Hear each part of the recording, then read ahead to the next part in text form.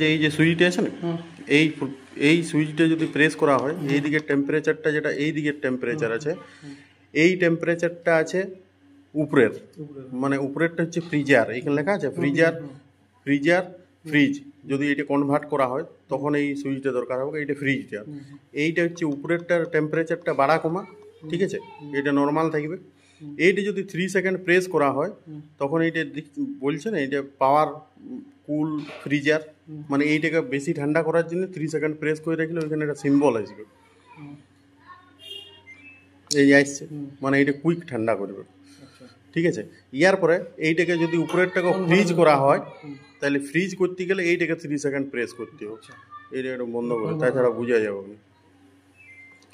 এইটাকে long press করে রাখলে এইখানে মাঝের লাইটটা জ্বলে যাবে, এটা কনভার্ট হয়ে গেল, নিচেরটা ফ্রিজ হয়ে গেল, উপরটা নরমাল হয়ে গেল। আর এই যে সুইচটা আছে এইটা বলছে ফ্রিজারটাকে পাওয়ার কুল, 3 সেকেন্ড যদি প্রেস করা হয়, এই এই ডান দিকের যে টেম্পারেচারটা আছে নিচের জন্য, হ্যাঁ, নিচেরটা হচ্ছে ফ্রিজ, উপরেরটা হচ্ছে ফ্রিজার। এইটা টেম্পারেচারটা ডাউন কমা বাড়া করা যাবে এইটার থেকে। আর এটা লং প্রেস করে যদি রাখা হয় তাহলে এটা নিচেরটা বেশি ঠান্ডা করার জন্য। কোনো সময় যদি এটা বেশি ঠান্ডা দরকার হয় তখন এইটা প্রেস করে রাখতে হবে 3 সেকেন্ড।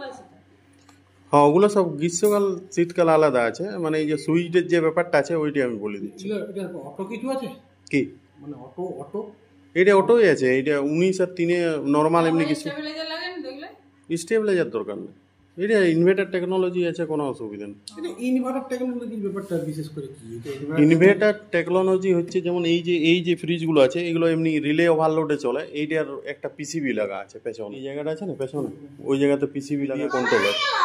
আগের যে কম্প্রেসারগুলো ছিল ওই কম্প্রেসারগুলো 220-তে চলতো, আর এইটা চলে এখন ওই 110 থেকে 150 ভোল্ট। না, ইনভার্টারে চালানো যাবে না, ওটা টেকনোলজির নাম ইনভার্টার। মানে এইখানে পিসিবি লাগা আছে, এই যে কন্ট্রোল করবে এই জায়গাটাতে, এই জায়গাটাতে। এটা কারেন্ট কত কনজিউম করে? এখানে দিয়ে আছে গোটা বছরে 229। নরমালি কারেন্ট কনজিউম গোটা বছরে 229 লাগে। হ্যাঁ, কিন্তু ওই রকম এইটা হিসাব হয় না, ওইটা কন্টিনিউ চালাবার পরে হিসাব হয় ফ্রিজ এসে। এই সাইডগুলো গরম হবে, ওইটা ভয় পাওয়ার কোনো নাই, এটা ময়েশ্চার হাঁটানোর জন্য ডিজাইন করা হয়েছে। মানে আগেকার ফ্রিজগুলো